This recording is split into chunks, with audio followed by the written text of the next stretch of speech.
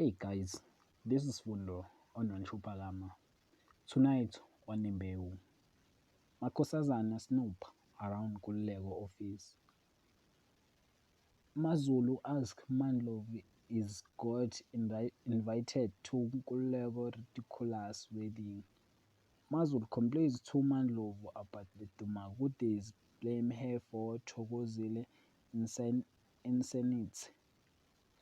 She wants Nkululeko to choose between stopping ceremony or joining Ngolosi. Do you think Nkululeko will choose the ceremony or Ngolosi? Please leave your comment below. Don't forget to like and comment and subscribe. Therefore, thanks. You are the beating my heart when we are apart.